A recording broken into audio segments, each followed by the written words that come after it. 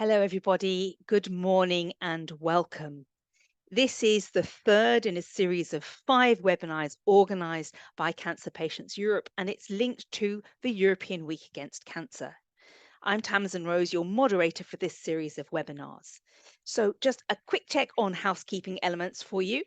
We would be very happy if you could use the hashtag EWAC 2024, of course, linked to the European Week Against Cancer, and that way we can follow anything you put on social media. This webinar is being recorded and will be available for you to watch and rewatch and share and use again on the Cancer Patients Europe's YouTube channel. And there you can already find the recordings of the last 2 days. We like to hear from you on this webinar, which will take about 45 minutes, and I will open the floor to your questions and comments to our panel at a later point. So you need to use the Q&A function that you'll find on the right-hand or bottom of your screen, and then you'll be able to submit questions at the appropriate time. Just to get us warmed up, I'd like to give us a trivia quiz. Every day this week, we've got a different trivia question for you. So our question for today: on Monday, we learnt that the earliest description of cancer comes from ancient Egypt. And yesterday, we learned that the word cancer is derived from ancient Greek. Because our webinar today is on treatment, we would like to find out what was described in the earliest descriptions of treatment for cancer. So you've got a couple of options. In the earliest recorded information that we can find, how did they propose to treat cancer? Was it through surgery? Was it through herbal remedies? Was it through acupuncture? Or was it through cauterization? So we want to see your votes. We're starting to get them in. How do you think we saw the earliest treatments described for cancer? And as a reminder, the first written description of the disease comes from ancient Egypt, and that's thousands of years ago. So what might we find in terms of a treatment? So, well, so far we've got the message that's coming through is herbal remedies. You think that was probably what people were using, or surgery. Those are the 2 most popular answers so far. So I'll give it a few more seconds on our poll to see if one of them is going to pull ahead, because at the moment they're head to head on 39%. Herbal remedies or surgery. How was the earliest descriptions of cancer treatment? What was being put forward? So there we go. And I apologize if anyone's watching this on a mobile. We know that sometimes it's difficult to access the poll, and I do apologize if that's the case. Right, let's close our poll, and you will see that actually this is the first day in 3 that the wisdom of the crowd has not helped us, because 44% of you thought that it was herbal remedies, but actually it's surgery that we find as the earliest written description of how cancer was treated in the past. So that was our trivia quiz moment of the day. And now let's get into the content. So we're absolutely delighted that we have a message from Dr. Jilasko Arabadziev, who was a member of the Cancer Mission, and he's going to share with us. We asked him to answer a couple of questions. We asked him, what was the Cancer Mission tasked with? And specifically in terms of innovation, what were its recommendations? And he sent us a video message, so let's watch it. Hello. The mission on cancer, one of the 5 missions to European Commission, has been announced in September 2021 with the main goal to reduce the burden of cancer and improve life of 3 million European citizens with cancer or their families in cooperation with the European Beating Cancer Plan by 2030. The board of the mission, which I belong to, is advising the Commission how to achieve this goal through increasing understanding for cancer prevention and screening, innovations in diagnostics and treatment, and improving quality of life. What are the most important questions now? What are steps to nurture innovation in Europe? Enhancing research and development funding. Increased public and private investment boosts financial support for research and development through government grants, tax incentives, and encouraging private sector investments. Strengthen and expand initiatives like Horizon Europe, which funds research and innovation projects across member states. Building robust innovation ecosystems. Develop and support innovation hubs and clusters that bring together businesses, research institutions, academia to foster cooperation and knowledge sharing. provide resources and support for startups through incubators and accelerators, offering mentorship, networking opportunities, and access to capital. Promoting cooperative research, foster cross-border research collaborations with Europe and with other global innovation leaders, encourage partnerships between industries and academia institutions to translate research into practical applications, creating a favorable regulatory environment, work towards harmonizing regulations across EU member states to reduce bureaucratic barriers for innovations. And what are the current barriers to innovations in Europe? Fragmented market. The European market is fragmented with varying regulations, standards, and market conditions across member states, making it difficult for innovators to scale up their solutions content-wide. Funding gaps.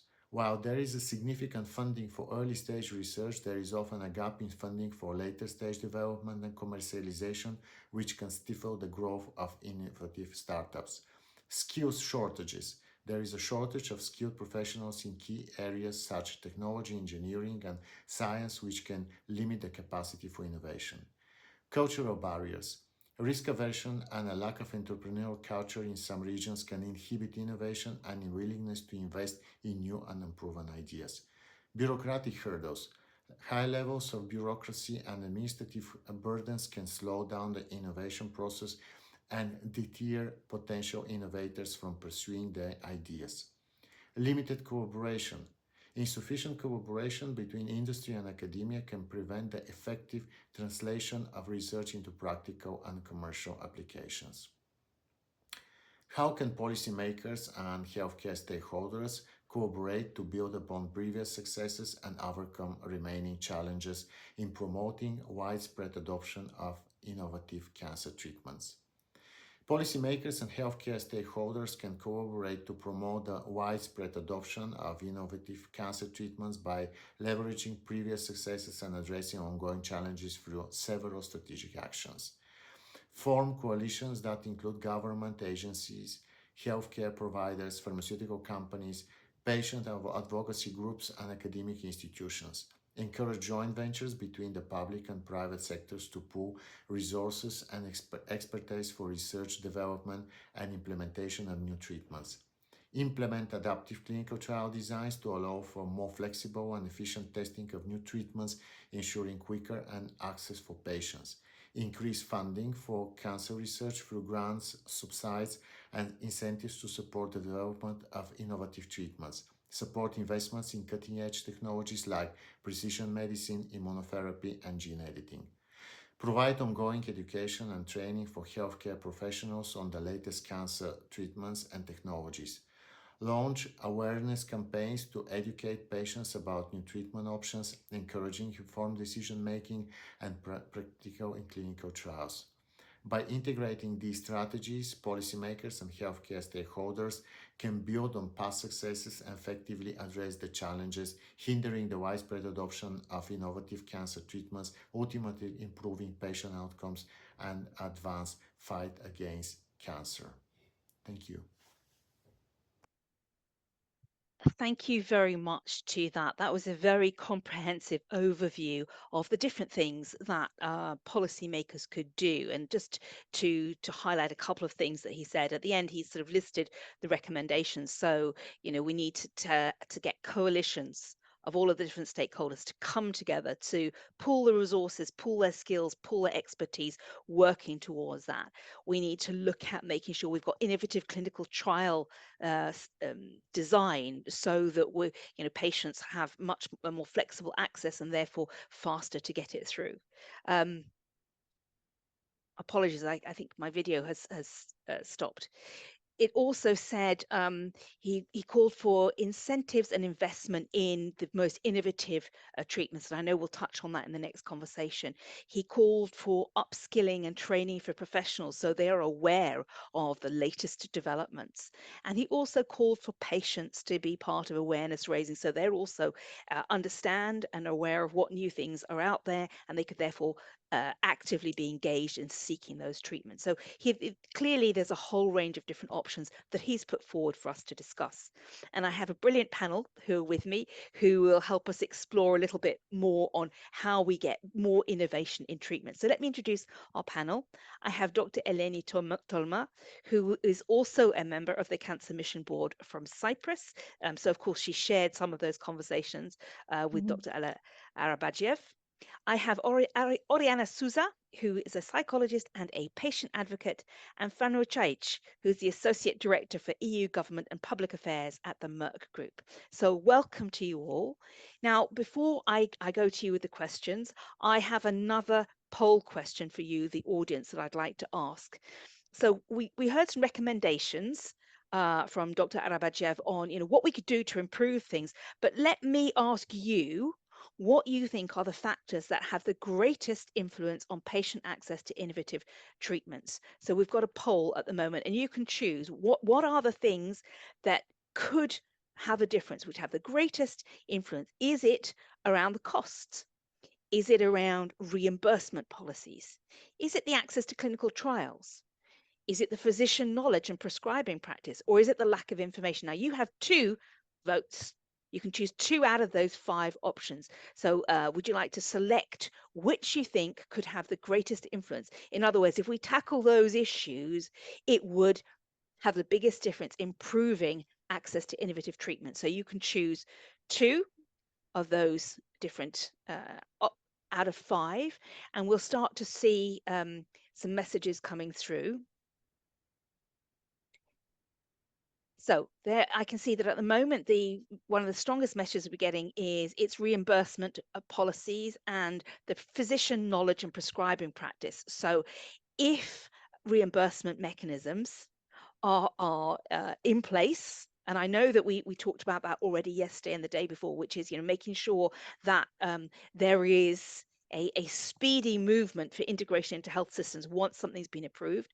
But your clear message to us is that if we get the reimbursement policies right and the physician knowledge and prescribing practices, those are the 2 things that you think could have the greatest impact on access to innovative treatment.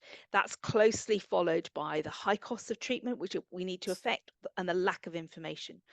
So thank you very much. I'm going to close that poll now, but you can see that by far the number 1 message that everyone was saying is it's about the reimbursement policies. That's the thing that would influence things. And our panel may touch on that afterwards. And also physician knowledge and prescribing practice. We talked about that in one of our sessions, I think it was on Monday, where we talked about the importance of updating guidelines and getting those guidelines out to the frontline clinicians. And that's the way to improve it. So thank you very much. And now let's turn to our panel.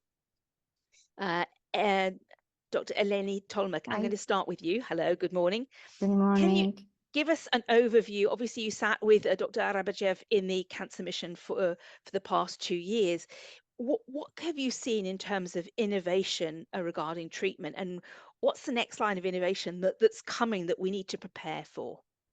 Well, I'm pretty sure the audience knows also as well. The most innovative treatment options we have right now is immunotherapy, targeted therapy, personalized therapy based on the genetic profile of the individual's cancer. We have minimizing invasive surgeries. We have combination of 2 or more cancer treatments. And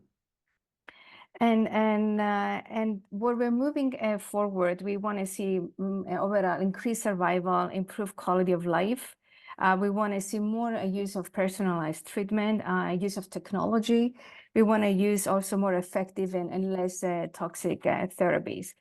So we're moving, what are some of the innovative treatments right now? It's gene editing, as artificial intelligence and machine learning, where we analyze a large database to identify patterns for therapy, epigenetic therapies, oncologic virus therapies, cancer stem cell therapies, etc.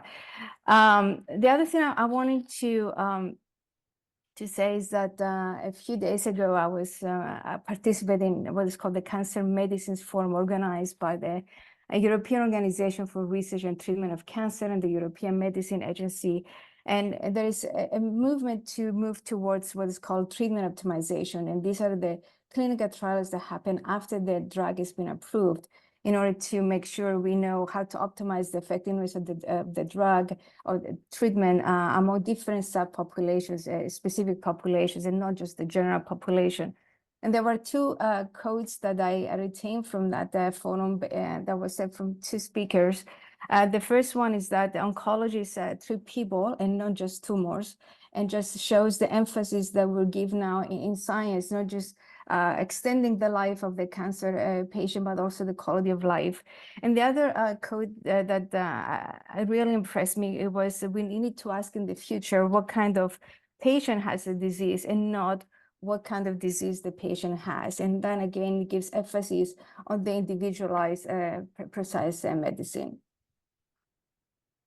Thank you very much. And I saw Oriana nodding with some of the things that you're saying. And I think that's a really interesting conceptual change, that clinicians are starting to look at the patient first, rather than looking at them as a disease that they happen to be carrying, but actually what can we understand about the patient? And that starts with obviously seeing them in a holistic sense, but then also doing analysis at the genetic level to understand more about both them and the tumor, that particular tumor they've got. So thank you. That's really interesting to hear how the conceptual approach is shifting and how that makes a difference. That's very, very interesting to hear. Thank you.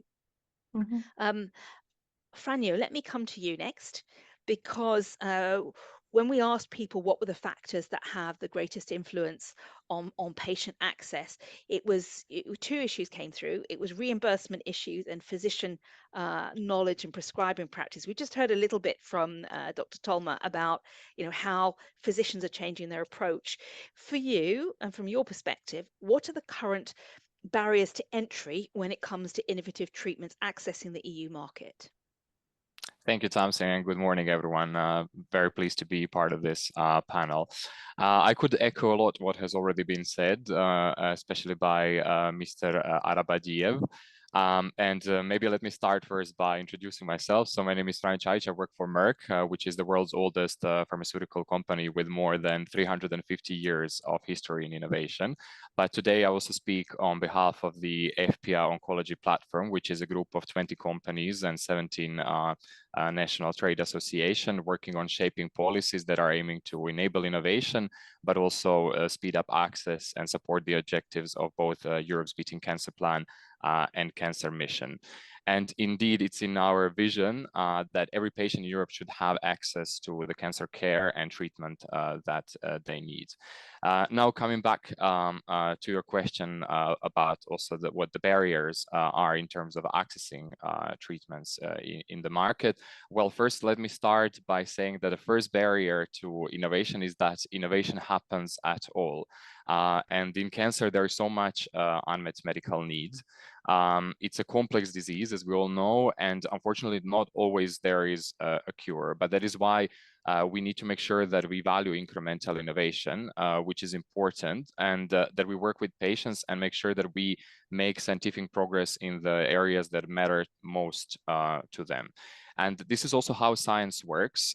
It advances with time, and we get better understanding of the disease, and if we make progress in the incremental or stepwise way, this might bring us to some of the breakthrough therapies we have seen in the past, and we hope to see again in the future. Exactly for these reasons, companies like ours, we need strong and predictive IP framework, which includes both the regulatory data protection and orphan market exclusivity for orphan drugs that values innovation and enable us to be bold, and that we can actually run the research in a very underserved areas, as I was describing. So there is no alternative to get this right, and innovation also includes access to clinical trials, which is much needed all over Europe. However, now that brings me to my second point that I wanted to say, that all this doesn't mean that we should not improve inequalities in access and availability, which we see all across the region. It's in everyone's interest here to bring innovation as soon as possible to the hands of patients that need them.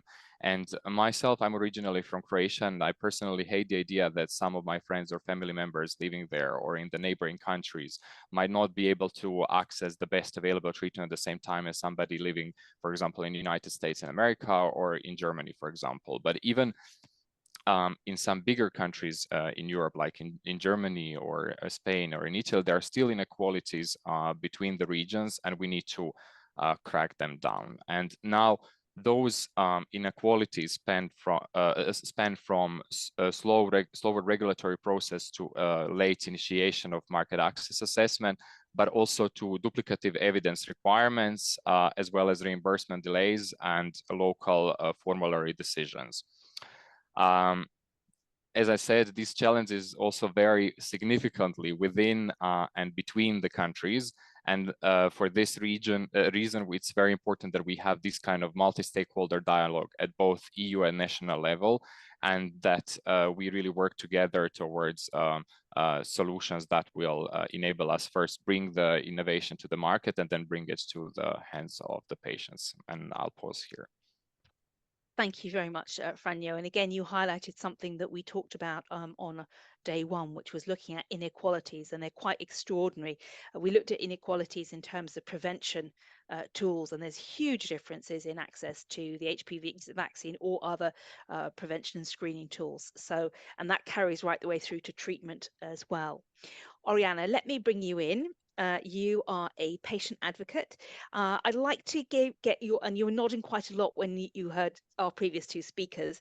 So for you, what are the obstacles that patients face in accessing innovative treatments across Europe? Yeah, I was nodding because obviously many things were already mentioned, and even the second poll was actually bringing the main obstacles. But okay, delving into it, I think the first obstacle are the access inequities. And unfortunately, this starts with the country we live in within Europe, as it was actually mentioned by Franjo as well. So the disparities are not just among countries, but also within countries, but just focusing between countries. Obviously, the lack of harmonization, because each country in Europe is it owns regulatory requirements and variability in reimbursement policies. And this can impact significantly the delays in approval and in the availability of innovative treatments. For example, I am from Portugal, and my country is among the European countries where access to innovative therapies is most delayed. So if we consider Portuguese patients versus German patients, the Portuguese patients can wait up to 5 to 6 times longer than German patients, and this means 2 years to have access to an innovative treatment. And for patients living with cancer, this is obviously not acceptable. So, for instance, one way to overcome this is the directive to ensure cross-border healthcare in the EU member states. But again, the implementation is not uniform across countries, which can also present many obstacles for patients to exercise this right. And first thing, I think it was also mentioned during the polls, if the patient wants to have this right, did the patient know about this right? Did the physician, the oncologist know about this right? And if both are aware of this right, again, because of the different implementation, we may have more obstacles here. The authorization requirement and reimbursement can be very slow, very bureaucratic, and even to have this request accepted, maybe the oncologist will not ask for it because there is no evidence, no data saying that this innovative treatment can bring some benefit for the patient. So again, it's difficult for the patient, but the patient probably cannot do it by himself or herself if they know that this exists because of the high costs, the financial constraints. And I was nudging the first when Eleni was speaking, because obviously if we think more about the person living with the cancer and not the cancer itself, maybe we do not have data, but obviously the patient can benefit. And if we think about rare cancers, metastatic cancers, pediatric cancer, obviously the lack of research and evidence exists, but repurposing can be a way. So even if we do not think about cross-border healthcare, but off-label usage, if the drug is already available in the patient's country, this can also be a challenge to get it. So repurposing could be a quicker way, but can be difficult to have. So I think one of the obstacles is obviously the time. The process are very, very long for someone who is living with cancer, and the lack of data. And I mean, when we think about innovative treatments such as gene therapy technologies or immunotherapy, long-term data may not exist yet. Also, real-world data. So when we are thinking about reimbursement policies, are these policies considering the cost benefit, thinking about the quality of life or what matters for the patient first? So to conclude, I think when we listen about personalized medicine, we often listen the right treatment for the right patient at the right time, and time, once again, is not there. So when we are living with cancer, time is something that is not negotiable. So yeah, I think these are main aspects. Thank you very much, Oriana. And just as a reminder to everyone, now is your opportunity to submit questions to our panel, because I'm about to open the floor. But just before I do, Oriana, you mentioned there, you closed on the importance of time, and for some, that it's non-negotiable for cancer patients. And I know that was particularly important in your case. Do you just want to highlight, why this issue of delay and time was so critical for you? Yes, in my case, it was completely critical for me because the cancer type I had was a rare one and it could kill me in weeks. So it wasn't negotiable at all. So like me, many patients have life-threatening conditions. It's not only life-threatening. Sometimes it's the huge impact on the quality of life, but sometimes it's critical for you to survive, to have in the right time. And also, if you have innovative treatments, but you do not apply in the right time, the outcome can be completely different. So again, you are investing a lot of money, but then the patient is not assessing in the right time. So the outcomes that will be generated will be worse. And I have seen this happening in many cases.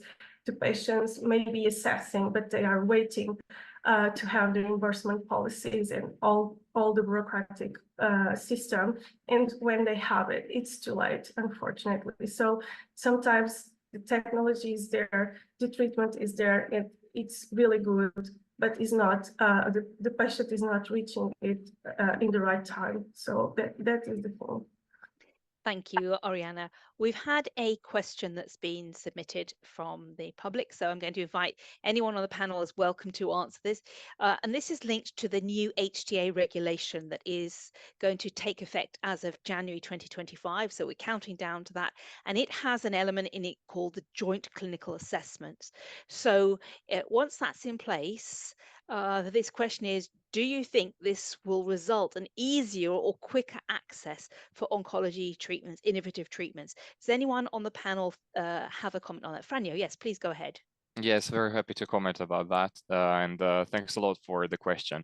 That's exactly what we are hoping for. So this regulation was put in place to indeed speed up access and to have kind of one dossier submitted at the European level. So it's indeed in our hope that once the regulation enters into force on the 12th of January next year, that this will speed up access. However, there is still a lot of unknowns that we need to prepare for, and there is currently an ongoing process of preparation for the implementation of this regulation. And you might know that there are 6 implementing acts still going to be adopted, and out of the 6, only 1 has been adopted so far. One of them will also be on the conflict of interest, on how we will be working with the patient groups and the clinicians going forward. So we're very much looking forward to getting that information as soon as possible, so that we can better prepare as companies who will be filing for a market authorization and ongoing through the process of the EU HTA.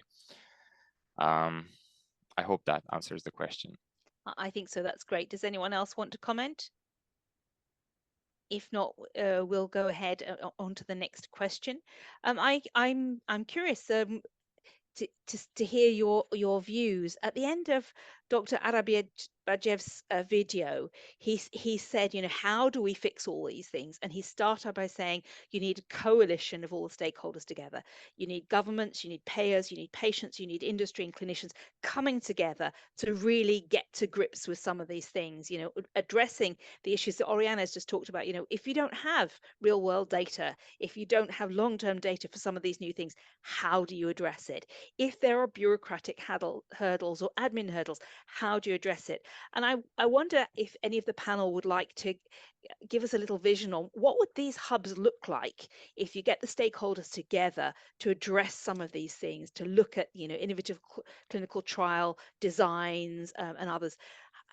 Does anyone have a view? What would it look like, these kinds of relationships?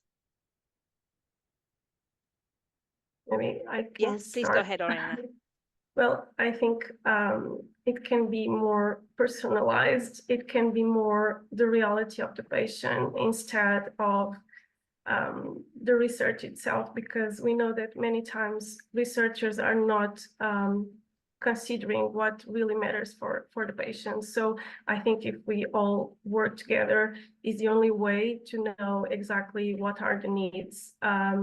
And I can speak for myself and other patients I have listened for, because many times when we are in these advisory boards, when we have the access to other stakeholder groups, we always share something, then they say, well, I never thought about that before. So I think this is what can happen and bring more reality to the table and to the processes themselves. Thank I would you. like to go ahead. Yeah, I would like to build on that, and also maybe coming back to my previous point. We are indeed talking about collaboration. So even in the UHTA, it's really important that the healthcare technology development is involved throughout the whole process of the joint clinical assessments. But collaboration also on other topics such as the endpoints, because, for example, nowadays we also need to focus on the endpoints that matter most to patients. So think beyond just the overall survival, and you know how we can make these collaborations more useful to bring the innovation to the patients sooner. And finally, also, how can we work better with the governments, because we really need a strong political impetus and continuous political attention to the issue, because the issue will not go away, and we can only make progress if we continue working on this together beyond just this mandate. And hence, I would like to plead for everyone here to also make sure that in the years to come, we continue these conversations and really move the needle. And to be able to make changes in any of the processes, as I say, it's really important to have a strong political support, because processes can only change if they are backed up by the highest levels of policymakers as well. Thank you. Dr. Tolmi, would you like to also? Yeah, so I was going to say, let me lower my hand, that also the Mission on Cancer is promoting this patient-centered, citizen-centered approach, dealing with cancer and innovation in treatment. There are already two areas that we've done some progress. The one is the uncan.eu. It's a digital platform where researchers can deposit information about cancer from a molecular point of view, clinical data. It could be lifestyle factors, so that researchers from all over the world can start doing analysis of the data and see, how cancer is growing, and of course, what are some of the factors that affect the development of cancer. And based on that, we can help collaboratively, again, with the cancer registries, and we can, and researchers and the community to identify whether perhaps some of the options that we have for better treatment by, again, understanding how cancer works. And the other innovation that we're doing is the promotion of the comprehensive cancer infrastructure centers in every state in the EU, where we try to promote the best. We're going to try through these comprehensive cancer centers, promote collaboratively, again, promote the best care, latest care for every citizen in the EU, from talking about care, also providing training to healthcare professionals, also working on palliative care. So that's something that the policymakers in every country have to embrace and try to promote, and not just only the biggest and richest country, is including the small countries and states like the one I'm coming from. So again, yeah, collaboration is very, very important. Could you just repeat for it? Is it incan.eu? What's that website that you said that's being created? Uncan.eu. Uncan. So this is this, fantastic resource that actually researchers and clinicians from around the world can engage with and submit information and receive information. So here's where you're sort of broadening the knowledge base. Exactly. And if we don't have the knowledge, we cannot develop the, treatment options, right? So it's important that we do that. And this is very innovative that the EU is doing. It's an EU-wide project. Thank you. We've got a couple more questions that have come in, and we've got about 5 minutes left in our time, so we've got to be brief.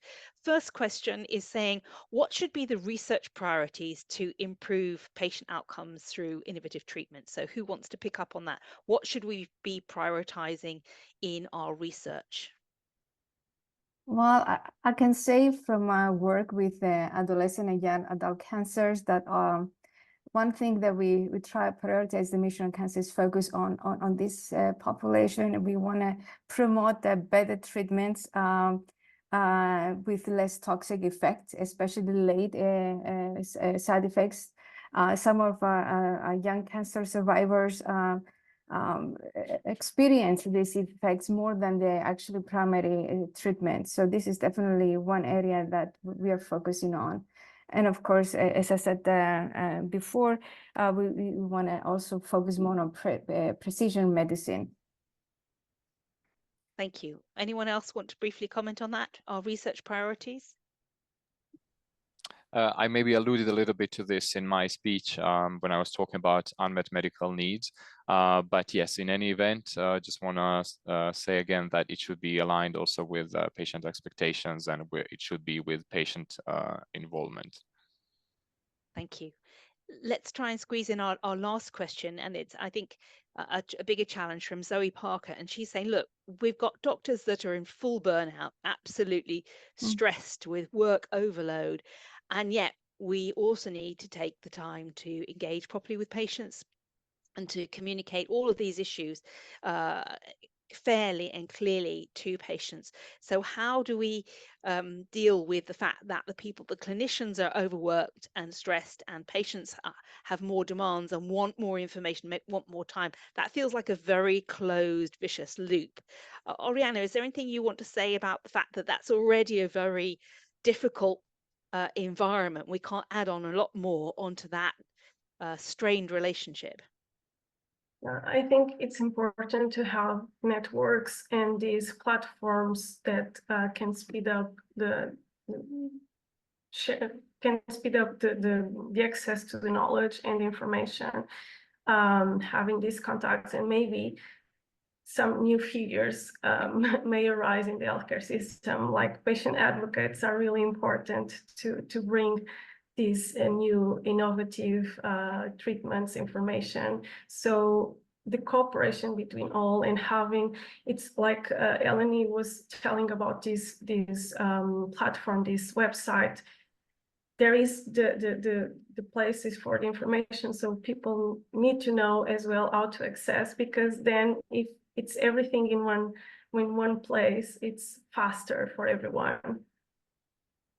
Thank you. And I think, Dr. Tolma, the two things that you mentioned earlier, which is the uncan.eu, which is an incredible resource for the research and knowledge, and then the other one, which was the comprehensive cancer infrastructures. Yeah. Maybe you could just say a sentence or two on how this would be a key resource for clinicians and maybe even patients. Well, obviously, it's one, in many countries, there is a fragmented healthcare provisions. So it's important, if everything is in one roof, there is collaboration and improves the efficiency.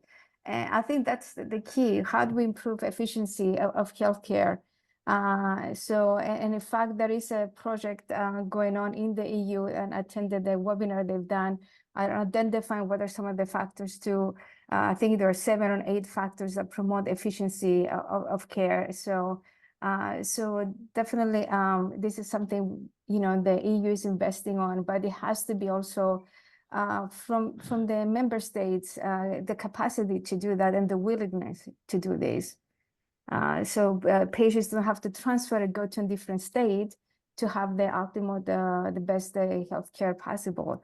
And also there is informational twinning programs from CCIs, from more developed, let's say, or Western states, where they transfer knowledge to other states with smaller capacity. So there is a lot of, a lot of information there, and a lot of things we would like to do and to promote this efficiency of cancer care.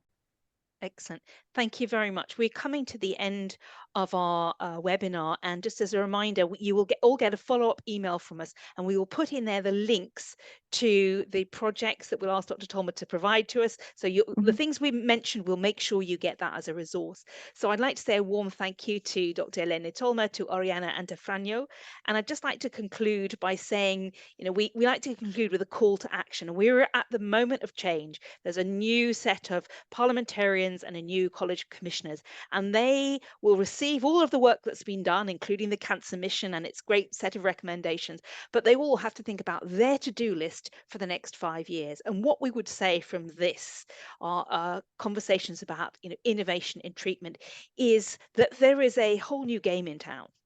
This approach that you look at the patient, which type of patient has the disease rather than which type of tumor do they have, and the fact that we are looking at much more personalized approaches, and we are looking at people, not tumors. This is a really important thing to bear in mind. And based on that, these ideas for innovation hubs, accelerators, clinical trials, making sure patients have space to come in, early dialogues with industry and with clinicians, so everyone is aware of what the possibilities are.